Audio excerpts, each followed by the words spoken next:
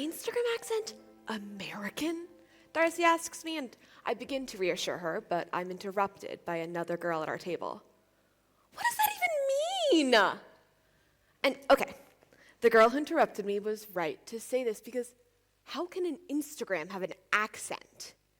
An accent is the indication of where you're from, the linguistic history of your culture, that drag my vowels and shorten it of my T's, but Instagrams can't be from anywhere other than the Democratic Republic of cyberspace, and can't have an accent other than the beep beep beep borp 010.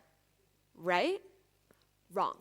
Good morning. Today I'm going to be discussing the fascinating cybersocial phenomenon of Instagram accents, going through what they are, what they mean, and lastly, what should we do with them?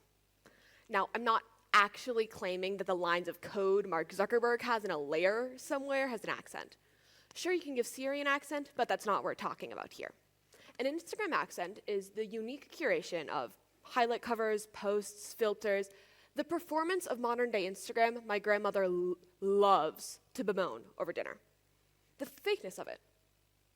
Because yes, social media is fake. Over 10% of posts on Instagram with the hashtag #NoFilter have a filter.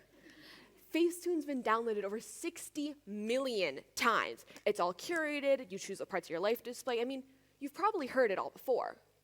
But have you thought about it? Choices are conscious. When we curate these parts of our lives, we create caricatures of ourselves, who we want to be. You're performing someone you want to be. It's not a mindless performance. You're doing that because there's value to it. And who you want to be, that's based off of your identity, the people around you, and your culture. An Instagram accent is not the Rio de Janeiro filter in a southern twang.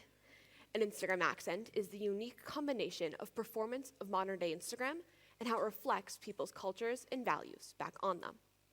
For example, I grew up in South Korea, and filters were omnipresent, and not the filters that just slightly saturate a bright blue sky, making you wonder, is this a filter or are they just better than me? No, filters that made everything pastel, everything paler, everything whiter. As of 2020, the skin whitening industry was estimated to be at $8 billion. The fact that the most popular filters in Asia, Juno and Lark, lighten things is not a coincidence. Okay, so Instagram accents are just another way to see these perverse, unlivable standards that have weaseled themselves into every part of our culture. They're inescapable. Yay? It's like we didn't know social media was fake. Nothing like the real world. Hold on. What was that last bit? Social media is fake.